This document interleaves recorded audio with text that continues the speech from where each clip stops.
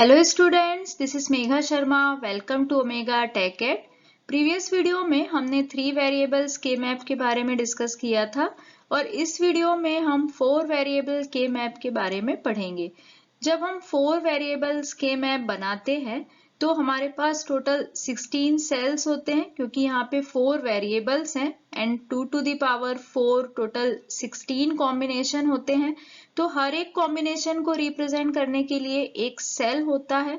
तो यहाँ पे हमें टोटल 16 सेल्स बनाने होंगे और 4 वेरिएबल्स हमारे पास हैं। तो हम लेते हैं A, B, C, D and इसमें नंबरिंग करते हैं 0 0 0 1। सेम कंसेप्ट यहाँ भी है कि पहले हम 1 1 लिखते हैं और फिर 1 0 लिखते हैं।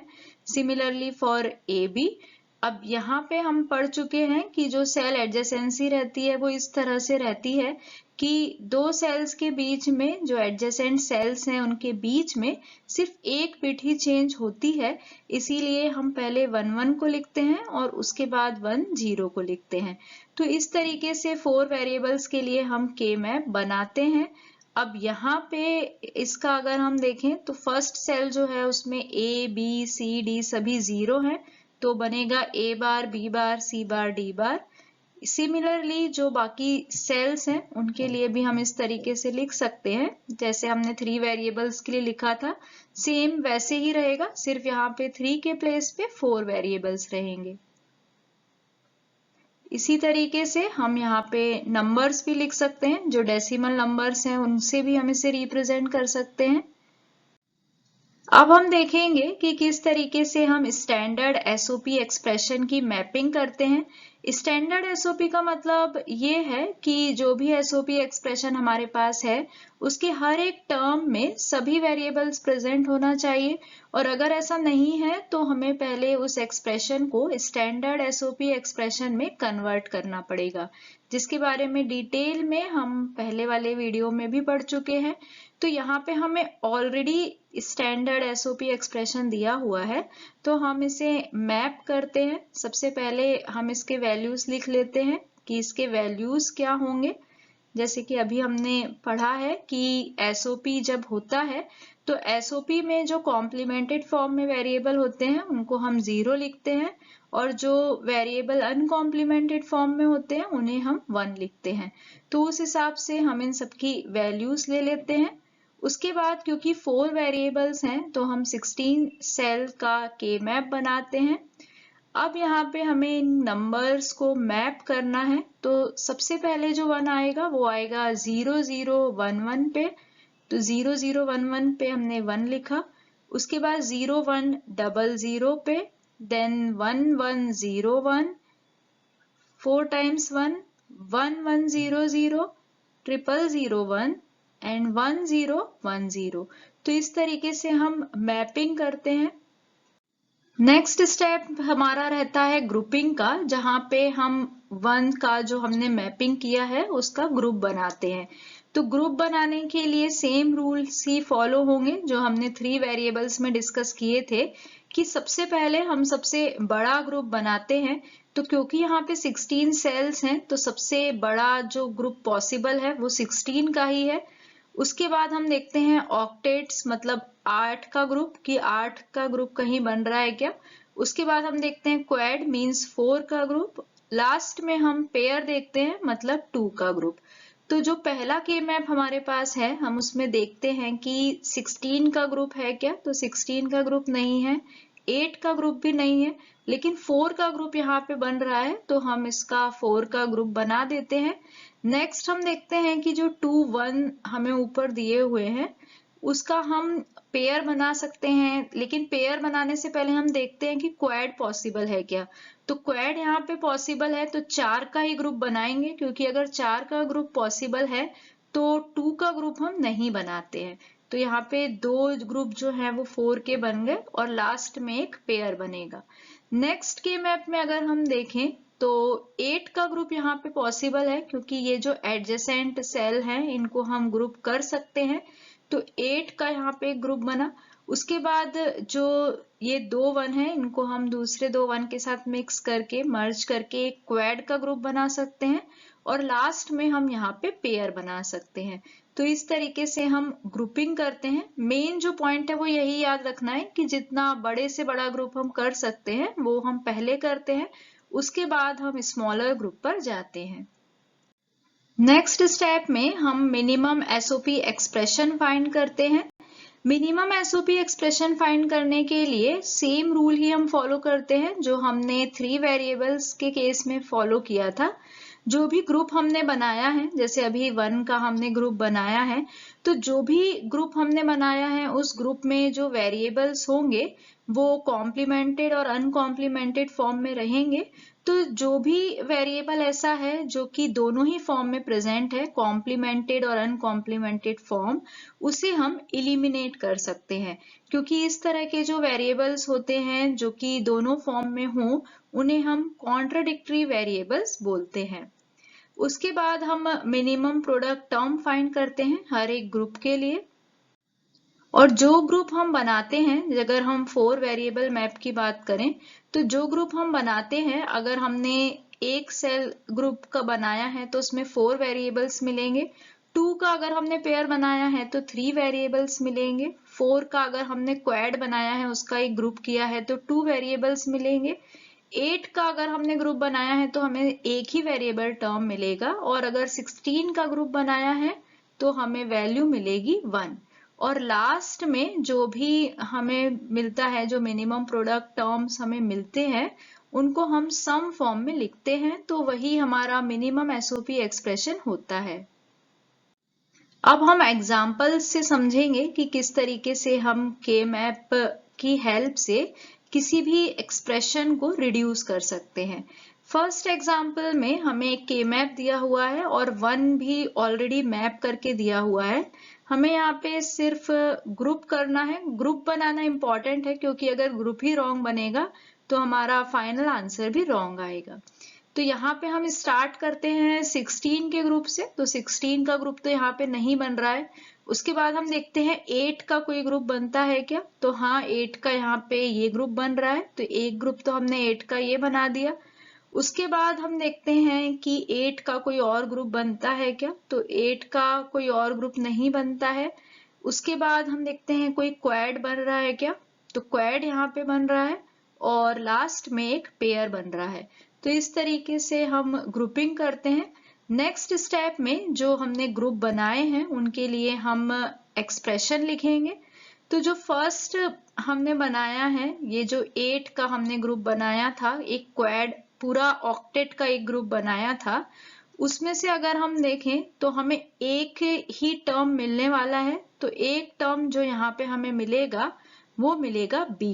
क्योंकि अगर हम देखें तो b जो है वो सभी में आया है, सब में कॉमन है, और बाकी जो टर्म है वो कैंसिल हो रहे हैं। जैसे a बार a से कैंसिल हो रहा है, b जो है वो तो सब में आया है और b बार किसी में नहीं आया है, तो b तो रहेगा। c बार जो है हमारा वो 4 टाइम्स आया है, तो 4 टाइम्स c भी आया है, तो 4 टाइम्स जो c है वो 4 टाइम्स c बार से कैंसिल हो गया है। d जो है वो 4 टाइम्स आया है, तो 4 टाइम्स d बार भी आया है, तो वो कैंसिल हो गया है। मीन्स फाइनली हमको यहाँ पे सिर्फ b मिलता है और b सभी टर्म में आया है। और हम पढ़ चुके हैं कि जब हम 8 का ग्रुप बनाते हैं तो हमें सिंगल वेरिएबल मिलता है, जो कि हमें यहाँ पे मिला है b। नेक्स्ट जो ग्रुप हमने बनाया था 4 का, जिसका एक्सप्रेशन होगा a bar b bar c d plus a bar b bar c d bar plus a bar b c d plus a bar b c d बार। तो ये जो है इसमें अब हम देखते हैं कि क्या इसमें हम लिख सकते हैं। तो a बार जो है वो सब में आया है और दूसरा जो टर्म है वो c सब में आया है। तो यहाँ पे जो एक्सप्रेशन हमें मिलेगा वो मिलेगा a बार c। अब यहाँ पे 2 टाइम्स b बार आया था, तो 2 टाइम्स b आया था जो कि कैंसिल आउट हो गया, और 2 बार d था तो 2 बार d बार भी था, तो वो भी कैंसिल हो गया। तो फाइनली हमें मिला है a बार c। और क्योंकि हमने यहाँ पे 4 का ग्रुप किया था इसीलिए हमें 2 वेरिएबल मिला है। लास्ट में हमने पेयर बनाया है, तो पेयर में हम देखते हैं कि यहाँ पे जो कैंसिल होगा टर्म वो होगा b बार से कैंसिल हो जाएगा और फाइनली हमें मिलेगा a c बार d। यहाँ पे हमने पेयर बनाया था इसीलिए हमें 3 वेरिएबल मिला है, मतलब 3 वेरिएबल टर्म मिला है। तो इस तरीके से हम यहाँ पे ग्रुपिंग करते हैं। ग्रुपिंग करने के बाद जो एक्सप्रेशन है उसके लिए मिनिमम टर्म लिखते हैं और लास्ट में हम इसको सम फॉर्म में लिखते हैं। तो जो हमारा फाइनल मिनिमम एसओपी एक्सप्रेशन होगा वो होगा b plus a bar c plus a c bar d। Second example में हमें एक एक्सप्रेशन दिया हुआ है और इस एक्सप्रेशन को हमें के मैप की हेल्प से मिनिमाइज करना है। ये जो एक्सप्रेशन हमें दिया हुआ है ये स्टैंडर्ड फॉर्म में नहीं है, क्योंकि अगर हम इसका फर्स्ट टर्म देखें तो इसमें a मिसिंग है। तो a यहाँ पे मिसिंग है तो हम इसे एक्सपांड करेंगे। एक्सपांड करने का मतलब ये है कि एक बार a बार लिखेंगे और एक बार a लिखेंगे, जिससे कि हमें स्टैंडर्ड एसओपी एक्सप्रेशन मिल जाएगा। अब यहाँ पे ये 4 वेरिएबल्स के मैप है तो टोटल 16 सेल का एरे बनेगा। और क्योंकि हमने इसे एक्सपांड किया है तो जो 2 टर्म हमने इसमें एक्स्ट्रा ऐड किए हैं a bar b bar c bar d बार, इसका मतलब होता है 4 टाइम्स 0, तो यहाँ पे एक 1 लिखेंगे। नेक्स्ट जो टर्म बनी थी वो बनी थी a b bar c bar d बार, मतलब 1 ट्रिपल 0, तो यहाँ पे भी 1 आएगा। उसके बाद जो हमारा एक्सप्रेशन है उसमें टर्म है a bar b c bar d बार, उसका मतलब ये है कि 0 1 0 0। नेक्स्ट टर्म है a b c bar d बार, मतलब 1 1 0 0, तो यहाँ पे 1 आएगा। नेक्स्ट जो टर्म है वो है a bar b bar c d, मतलब 0 0 1 1, तो यहाँ पे 1 आएगा। सिमिलरली जो बाकी के वंस हैं वो हम इस तरह से बना सकते हैं। नेक्स्ट स्टेप में हमें ग्रुप करना है, जो कि इम्पॉर्टेंट स्टेप है। तो यहाँ पे हम देखते हैं कि 16 का ग्रुप तो पॉसिबल नहीं है, लेकिन 8 का ग्रुप इजीली बन सकता है। तो एक 8 का ग्रुप बनेगा और दूसरा क्वाड बनेगा, मतलब 4 का ग्रुप बनेगा। तो ग्रुप वाला स्टेप भी हमने कंप्लीट किया। अब जो काम है हमारा वो है मिनिमम एक्सप्रेशन लिखने का। तो मिनिमम एक्सप्रेशन लिखने का तरीका तो हम सीख चुके हैं कि किस तरीके से हम हर एक टर्म लिखते हैं और उसमें से जो कॉम्प्लीमेंटेड और अनकॉम्प्लीमेंटेड वेरिएबल्स हैं उनको कैंसिल आउट करके जो एक वेरिएबल बचता है, मतलब जो भी वेरिएबल सब में कॉमन आता है उसे हम लिखते हैं। तो यहाँ पे हम एक शॉर्टकट देख लेते हैं, एक और मेथड सीख लेते हैं कि किस तरीके से हम इसको रिड्यूस कर सकते हैं। तो करना यह होता है कि जो ग्रुप हमने बनाया है उसमें से हम देखते हैं कि कौन सा वेरिएबल ऐसा है जिसकी वैल्यू चेंज नहीं हो रही है।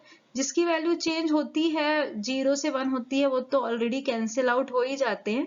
तो यहाँ पे हमें देखना है कि कौन सा वेरिएबल ऐसा है जिसकी वैल्यू चेंज नहीं हो रही है, तो वही हम लिख देते हैं।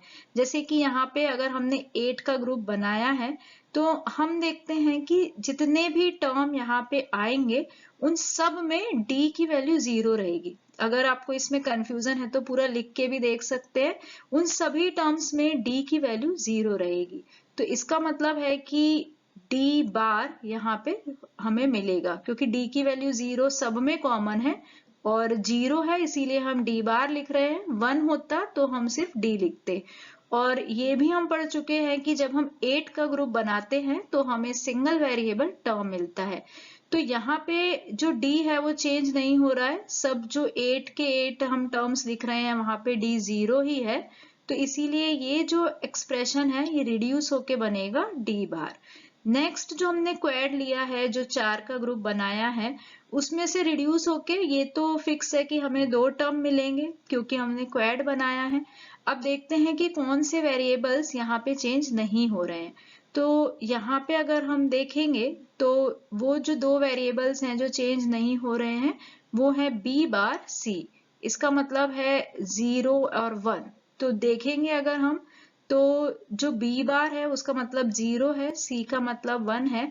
तो इन चारों को अगर हम लिख के देखते हैं तो हमें पता चलेगा, हमें मिलेगा कि b बार c जो है वो सब में कॉमन है। तो इसको रिड्यूस करके हम लिख सकते हैं b बार c। फाइनल आंसर जो हमें मिलेगा रिजल्टिंग मिनिमम एसओपी वो मिलेगा d बार प्लस b बार c। नेक्स्ट एग्जाम्पल में हमें नंबर्स दिए हुए हैं और क्योंकि WXYZ है तो इसे देख के हम समझ सकते हैं कि ये 4 वेरिएबल्स का है।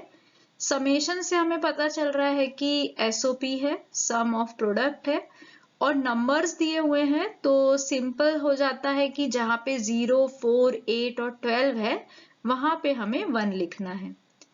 तो यहाँ पे हम 0, 0, 0, 0 जो पहला वाला है, जो सेकेंड है, जो 8 है और जो 12 है, उसके नंबर्स भी यहाँ पे लिख लेते हैं तो इजी हो जाएगा हमें प्लॉट करने को।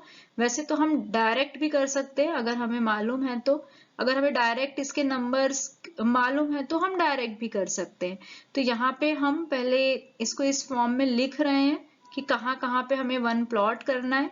तो पहला 1 हमें प्लॉट करना है 0, 0, 0, 0 पे। सेकेंड जो है वो है 0, 1, 0, 0।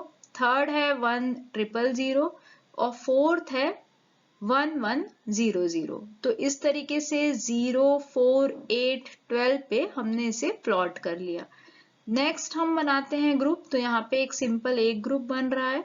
तो जो फाइनल रिड्यूस्ड एक्सप्रेशन हमें मिलेगा वो मिलेगा y बार z बार, क्योंकि हम देख रहे हैं कि यहाँ पे wx की जो वैल्यू है वही चेंज हो रही है सभी में, और yz तो यहाँ पे फिक्स है क्योंकि एक कॉलम ही बना है, तो yz तो यहाँ पे फिक्स है, सबके लिए 0, 0 है। तो जो रिड्यूस्ड एक्सप्रेशन आएगा वो सिंपल हमें मिलेगा y बार z बार। नेक्स्ट एग्जाम्पल में सेम तरह का ही एग्जाम्पल है और जो नंबर्स हमें दिए हुए हैं वो है 0, 2, 7, 8, 10, 15। तो यहाँ पे भी हम इसे इस तरीके से पहले लिख लेते हैं और प्लॉट करना इजी हो जाएगा अगर हम इस तरह से लिखते हैं तो। उसके बाद हम यहाँ पे 1 को प्लॉट करते हैं, कहाँ कहाँ पे हमें 1 लिखना है। नेक्स्ट जो 1 है वो 0, 1, 1 पे है, फिर 1, 0, 0, 1, 0, 1, 0 और लास्ट में 4 टाइम्स 1। अब यहाँ पे हमें पेयर बनाना है तो देखते हैं कि सबसे पहले हम कौन सा पेयर बना सकते हैं। तो इन चारों कॉर्नर का हमें क्वाड बना सकते हैं। ये इस तरह का पेयर भी पॉसिबल है, इसीलिए ये एग्जांपल लिया है कि हमें ये देखना है कि किस किस तरह से जो पेयर है वो पॉसिबल होते हैं। तो इस तरह का जो 4 का ग्रुप है वो पॉसिबल है और यहाँ पे एक पेयर बन रहा है। फिर इसको हम रिड्यूस करेंगे, तो रिड्यूस जब हम करते हैं तो क्वाड से हमें मिलेगा x बार z बार। पूरा रिड्यूस करने के बाद हम देखेंगे कि x बार और z बार जो है वो सब में कॉमन है, इसकी वैल्यू चेंज नहीं हो रही है। और जो पेयर है उसमें हम अगर देखें तो पेयर में x, y, z इन तीनों की वैल्यू चेंज नहीं हो रही है। w की वैल्यू चेंज हो रही है, w जो है वो 0 से 1 हो रहा है, लेकिन बाद में जो x, y, z है उन तीनों की वैल्यू ही 1, 1, 1 है। तो फाइनल आंसर हमें यहाँ पे जो मिलेगा वो मिलेगा x बार z बार प्लस x, y, z। अब तक हम 3 वेरिएबल्स एंड 4 वेरिएबल्स के लिए के मैप डिस्कस कर चुके हैं। अब यहाँ पे हम समराइज करते हैं कि हमने क्या क्या स्टेप्स फॉलो किए थे। तो सबसे पहले तो जो फर्स्ट स्टेप हमारा होता है वो होता है बाइनरी वैल्यूज लिखना।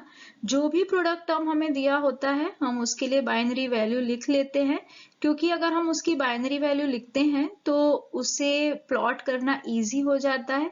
सेकेंड स्टेप में हम एक के मैप बनाते हैं, एम्प्टी के मैप बनाते हैं, और ये डिपेंड करता है फंक्शन पे, क्योंकि अगर हमें 3 वेरिएबल फंक्शन दिया होगा तो उस केस में हमें 8 सेल का के मैप बनाना होगा, और अगर हमें 4 वेरिएबल्स फंक्शन दिया होगा तब वहां पे हमें 16 सेल का के मैप बनाना होगा। नेक्स्ट स्टेप में हम मैपिंग करते हैं। मैपिंग का मतलब होता है कि जो भी फंक्शन हमें दिया है, जो भी गिवन फंक्शन है, उसको देख के हम 1 को मैप करते हैं। तो 1 को हम मैप कर देते हैं उसको देख के। ये बहुत ही सिंपल स्टेप है। उसके बाद का जो स्टेप होता है वो होता है ग्रुप। अब ये इंपॉर्टेंट स्टेप है क्योंकि जो 1 हमने मैप किया है अब हमें उसका ग्रुप बनाना होता है। ग्रुप बनाते हुए हम यही रूल फॉलो करते हैं कि जो भी लार्जेस्ट पॉसिबल ग्रुप है उसे हम पहले बनाते हैं। तो स्टार्ट करते हैं कि ऑक्टेट से, फिर क्वाड से, और लास्ट में हम पेयर बनाते हैं। अगर कोई रिडंडेंट ग्रुप है तो उसे हम रिमूव कर देते हैं। रिडंडेंट ग्रुप का मतलब ये है कि ऐसा ग्रुप जिसके दोनों ही नंबर्स जो है वो पहले ही किसी ग्रुप में आ चुके हैं, तो वो रिपीट हो रहा है, वो रिडंडेंट ग्रुप है, तो उसे हम कंसीडर नहीं करेंगे। लास्ट जो स्टेप होता है वो होता है रिड्यूस्ड एक्सप्रेशन को लिखना, और लास्ट में हम उसको सम करके लिखते हैं, तो जो हमें फाइनल एक्सप्रेशन मिलता है वो सम ऑफ प्रोडक्ट फॉर्म में होता है। Use a K-map to reduce each expression to a minimum SOP form. Thank you so much for watching till here. अगर आपको वीडियो यूजफुल लगी है, वीडियो पसंद आई है, तो वीडियो को लाइक करें, फ्रेंड्स के साथ शेयर करें, और अगर आपने अब तक चैनल को सब्सक्राइब नहीं किया है तो चैनल को सब्सक्राइब करें और वीडियो की लेटेस्ट नोटिफिकेशन के लिए बेल आइकन प्रेस करें।